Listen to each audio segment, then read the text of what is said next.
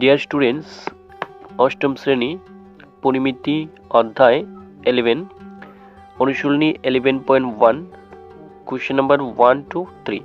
তো question number 1-এ কি বললো দেখো, একটি বর্গাকার মাঠ এবং একটি আয়তাকার মাঠ উভয়েরই সমান পরিসীমা, কোন মাঠটির ক্ষেত্রফল বড়? তাহলে প্রথম এর মধ্যে আমরা একটা চিত্র দিল যেটা বর্গক্ষেত্র, এবং বি এর মধ্যে দিল একটা আয়তক্ষেত্রের চিত্র। তাহলে কিভাবে লিখবে? পরিসীমা সমান উভয়ের। তাহলে এ নম্বরের মধ্যে কি দিল? এ নম্বর হলো আমাদের একটা বর্গক্ষেত্র। বর্গক্ষেত্রের প্রতিটি বাহু সমান হয়। তো একটি বাহুর দৈর্ঘ্য দিয়ে আছে কত? 60 মিটার। আর বি নম্বরে আয়তক্ষেত্র। ওকে, বি নম্বরে আয়তক্ষেত্রের একটি বাহু কত দিল? 80 মিটার। তো প্রথমে আমরা বের করব বর্গক্ষেত্রটির পরিসীমা বের করব, যেহেতু এটা একটা বর্গাকার মাঠ এবং বি হলো আয়তাকার মাঠ, দুটির পরিসীমা সমান, সুতরাং দুটির পরিসীমা বের করব। তো বর্গাকার মাঠটির পরিসীমা কত হবে? 4 গুণ একটি বাহুর দৈর্ঘ্য হবে। 4 গুণ একটি বাহু কত? এখানে 60 মিটার, সুতরাং আমরা 60 মিটার লিখলাম। তারপরে 424 হবে 240 মিটার। ওকে, এবার 240 মিটার হয়ে গেছে। এবার আমরা লিখব আয়তাকার মাঠটির পরিসীমা। তো আয়তাকার মাঠটির পরিসীমা বের করতে হলে কি করব? এখানে দেখো একটি বাহুর দৈর্ঘ্য 80 মিটার, আর প্রস্থ আমরা মনে করব 20 মিটার। যেহেতু এখানে প্রস্থ নেই, আমরা মনে করব আয়তাকার মাঠটির প্রস্থ ইকুয়াল টু 20 মিটার। সুতরাং মাঠটির পরিসীমা কত হবে? 2 গুণ দৈর্ঘ্য যোগ প্রস্থ। তো দৈর্ঘ্য কত হলো? এখানে 80 মিটার, এবং প্রস্থ কত আছে? প্রস্থ 20 মিটার। এই কথাটা লিখবে। ওকে, এবার এটা ইন্টু করবে। 2 ইন্টু 80 কত হবে? তো 8 দুগুণে 16, 160 হবে এখানে। তারপরে দেখো 2 দিয়ে আবার বি দিয়ে ইন্টু করবে, তাহলে 2b হবে এত মিটার। ওকে, 160 প্লাস 2b মিটার। এবার আমরা দেখব যেহেতু প্রশ্ন অনুসারে কি দুইটা পরিসীমা সমান হবে, সুতরাং আমরা আয়তাকার মাঠটির পরিসীমা 160 plus 2b equal to 240 metre. তাহলে এখানে দেখো অ্যাকর্ডিং টু কোশ্চেন, প্রশ্ন অনুসারে কি বললো? আয়তাকার মাঠটির পরিসীমা ইকুয়াল টু বর্গক্ষেত্র মাঠটির পরিসীমা। ওকে, এবার দেখো আমরা বি এর মান বের করব। 160 প্লাস 2b ইকুয়াল টু 240। তাহলে আমরা 2bটা সামনে লিখবো, যেহেতু বি এর মান বের করব। 160 আমরা রাইট সাইডে পাঠিয়ে দিব, তাহলে এটা যেহেতু প্লাস আছে লেফটে, রাইট সাইডে মাইনাস হয়ে যাবে। এবার বি এর মান কত হবে? B equal to 240 minus 160/2। তো 240 থেকে 160 গেলে কত হবে? 80। 80কে এখানে 2 দিয়ে ভাগ করবে, কত হবে? 40। তাহলে 40 মিটার আমাদের। তাহলে আয়তাকার মাঠটির প্রস্থ কত হবে? 40 মিটার। এবার আমরা আয়তাকার মাঠটির প্রস্থ বের করে দিলাম। এবার আমরা ক্ষেত্রফল বের করতে পারবো। তাহলে এখানে বর্গক্ষেত্রটির ক্ষেত্রফল কত? আমরা জানি বর্গক্ষেত্রের ক্ষেত্রফল বাহু স্কোয়ার, ঠিক আছে? তাহলে আয়তাকার মাঠটির দৈর্ঘ্য 80 মিটার এবং প্রস্থ 40 মিটার। তো বর্গক্ষেত্রের ক্ষেত্রফল কি? বাহু স্কোয়ার। বাহু হলো 60 স্কোয়ার। তাহলে 60 ইন্টু 60 কত হবে? 636 3600 বর্গ মিটার। এটা আমাদের বর্গক্ষেত্রের ক্ষেত্রফল। এবার আয়তক্ষেত্রের ক্ষেত্রফল বের করব। দৈর্ঘ্য গুণ প্রস্থ। দৈর্ঘ্য আমাদের 80 মিটার এবং প্রস্থ কত? 40 মিটার। এখন বের করলাম। তাহলে 40 আর 80 গুণ করলে কত হবে? 4 8 32, 3200 বর্গ মিটার। এবার প্রশ্নের মধ্যে বললো কোন মাঠটির ক্ষেত্রফল বড়? তাহলে আমরা দেখতে পাচ্ছি বর্গক্ষেত্রের মাঠটির ক্ষেত্রফল বড়, যেহেতু এখানে বর্গক্ষেত্র মাঠটির ক্ষেত্রফল 3600 বর্গ মিটার, সুতরাং বর্গক্ষেত্র মাঠটির ক্ষেত্রফল বড় হবে। এবার আমরা নেক্সট কোশ্চেন, তোমরা এটা দেখে নাও এবং স্ক্রিনশট দিয়ে রাখতে পারো।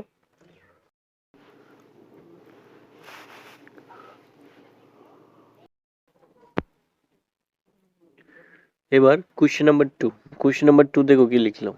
পাশের চিত্রে একটি বর্গাকার জায়গার মধ্য অবস্থানে একটি বাড়ি আছে, মানে একটা বর্গাকার দেখতে পাচ্ছ একটা জায়গা আছে, তার মাঝখানে একটা বাড়ি আছে।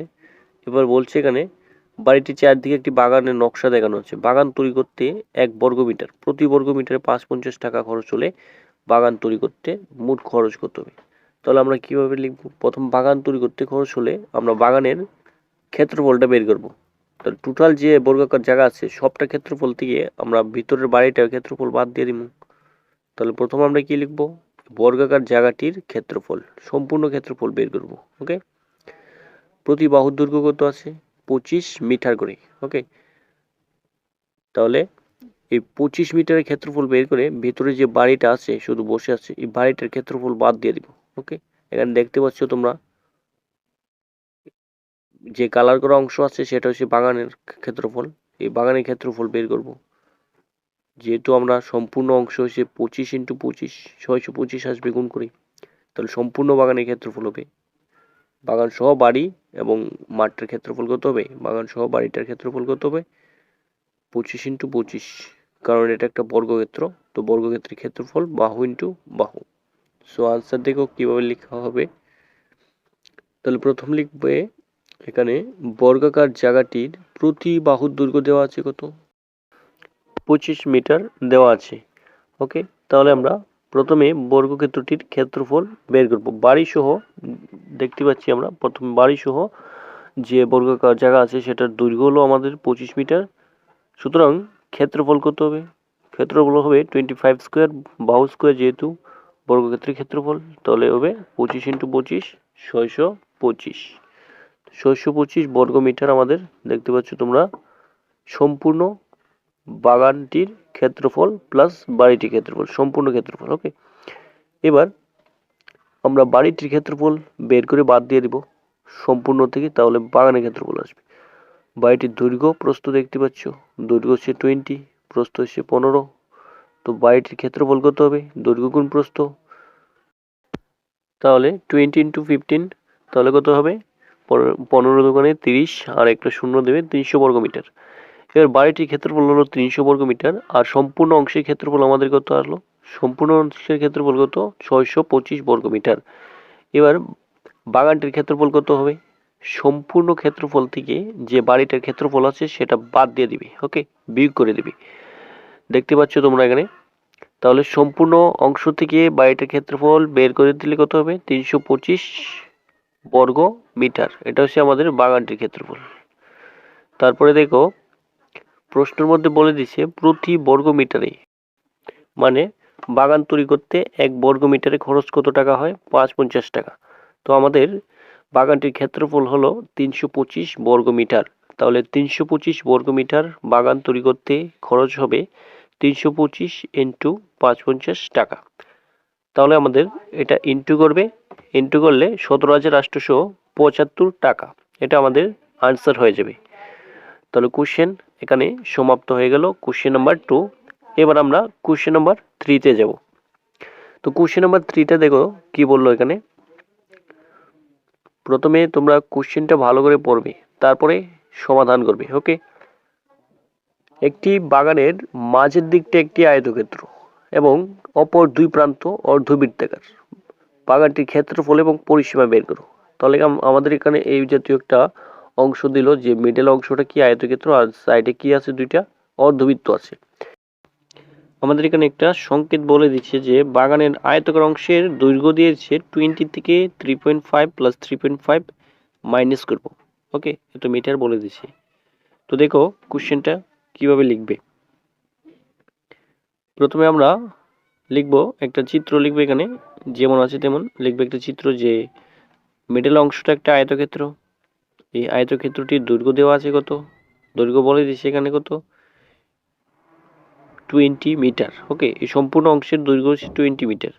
তাহলে আমাদের বাগানের দৈর্ঘ্য কত, সম্পূর্ণ থেকে বাদ দিব 3.5 এবং 3.5 যোগ করে, তাহলে 3.5 3.5 7, 20 থেকে 7 মিটার বাদ দিব 13 মিটার আসবে। তো আয়তকার অংশের বাগানের দৈর্ঘ্য কত হবে 13 মিটার এবং প্রস্থটা কত, প্রস্থটা এখানে দেওয়া আছে 7 মিটার। ওকে, তাহলে 7 মিটার লিখবে এটা। ওকে, তাহলে আয়তক্ষেত্রটির ক্ষেত্রফল আমরা বের করতে পারবো।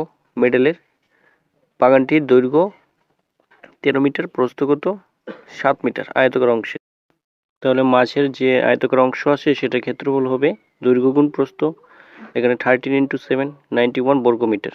এবার এটার সাইডে দিয়ে দুইটা কি আছে অর্ধবৃত্ত আছে, তাহলে অর্ধবৃত্ত দুটির আমরা ক্ষেত্রফল বের করব। এইভাবে দুইটা অর্ধবৃত্ত আছে, একটা হলো ব্যাসটা কত 7, তো ব্যাসটা 7 হলে আমাদের ব্যাসার্ধ কত হবে 7/2, 7/2 লিখবো। ওকে, যেমন 7/2 হলে কত ডিভাইড করলে 3.5 আসবে, 2 × কত হবে πr² / 2, যেহেতু এখানে দুইটা অর্ধবৃত্ত আছে একটা অর্ধবৃত্তের ক্ষেত্রফল আমরা পাই আর স্কোয়ার জানি, যেহেতু এখানে দুইটা অর্ধবৃত্ত আছে, 2 ইন্টু অর্ধবৃত্তের ক্ষেত্রফল পাই আর স্কোয়ার বাই 2, তাহলে 2 ইন্টু 2 ক্যান্সেল হয়ে গেছে। এবার পাই আর স্কোয়ার থাকবে শুধু। পায়ের মান কত 22/7, আর এর মান কত 3.5 ইন্টু 3.5, যেহেতু আর স্কোয়ার আছে। এবার 7 দিয়ে ক্যান্সেল করবো 3.5কে, তাহলে কত হবে 5 7 35, 5 একটা আগে দশমিক হবে, তাহলে 0.5। এবার ইন্টু করবো 22 ইন্টু 0.5 ইন্টু 3.5, তাহলে আমাদের আনসার কত আসবে 38.5। এটা হলো আমাদের দুটি অর্ধবৃত্তের ক্ষেত্রফল। আর ভিতরে যে অংশ আছে আয়তক্ষেত্রের সেটা হলো 91 বর্গমিটার। তাহলে মোট ক্ষেত্রফল বের করব। মোট বাগানটির ক্ষেত্রফল কত হবে 91 প্লাস 38.5, তো 38.5 আর 91 প্লাস করলে 129.5 বর্গমিটার। এটা হলো আমাদের বাগানটির ক্ষেত্রফল। এবার কি বললো সাথে আমাদের পরিসীমা বের করতে হবে। তো অর্ধগোলকটির পরিসীমা প্রথম লিখবো আমরা। অর্ধগোলক দুইটা আছে, যেহেতু দুইটা অর্ধগোলক, এইভাবে চিত্রটা দেখতে পাচ্ছ, দুইটা অর্ধগোলক আছে। তাহলে প্রথমে আমরা কি করব, অর্ধগোলক দুইটার পরিসীমা বের করব। 2 ইন্টু বৃত্তের পরিসীমা কি, বৃত্তের পরিসীমা মানে পরিধি 2 পাই আর, যেহেতু অর্ধবৃত্ত আমরা ডিভাইড করব 2 দিয়ে। ওকে, যেহেতু দুইটা অর্ধবৃত্ত সুতরাং লিখবে 2 ইন্টু 2 পাই আর বাই 2। এবার এখানে নিচে 2 আছে, 2 ক্যান্সেল করবে, যেহেতু এখানে দুইটা দেখতে পাচ্ছ, আবার বোঝাচ্ছি দুইটা অর্ধবৃত্ত আছে, 2 ইন্টু 2 পাই আর বাই 2 ক্যান্সেল হয়ে যাবে, তাহলে আমাদের কাছে থাকবে 2 পাই আর। 2 পাই আর থাকবে 2 ইন্টু পায়ের মান কত 22/7, আর এর মান কত 3.5। এবার ক্যান্সেল করব, 7 দিয়ে ক্যান্সেল করবে, 7 দিয়ে ক্যান্সেল করে কত আসবে 5 7 35, 0.5। এবার দেখো এইভাবে আমাদের চিত্রটা। এবার 0.5কে 2 ইন্টু 22 দিয়ে এন্ট্রি করবে, তাহলে 22 44 ইন্টু 0.5, তাহলে আমাদের আসবে 22 মিটার। ওকে, এটা হলো বাগানটার যে অর্ধবৃত্ত আছে সে দুইটার পরিধি। এবার আমরা লিখব বাগানটির পরিসীমা অর্থাৎ আয়তক্ষেত্র দুটির বাহুর দৈর্ঘ্য, আয়তক্ষেত্র দুটির দৈর্ঘ্য এবং অর্ধবৃত্তটির পরিসীমা। তাহলে আয়তক্ষেত্র দুটি বাহু কত 13 মিটার প্লাস 13 মিটার প্লাস যে অর্ধবৃত্তের পরিসীমা সেটা হলো 22 মিটার। দুইটাকে প্লাস করে 48 মিটার আসলো আমাদের আনসার। তাহলে কোয়েশ্চেন নাম্বার 1, 2 এবং 3 এখানেই সমাপ্ত করছি। পিডিএফ এর জন্য কমেন্টে ডেসক্রিপশন চ্যানেলের লিঙ্ক আছে, জয়েন হয়ে যাও।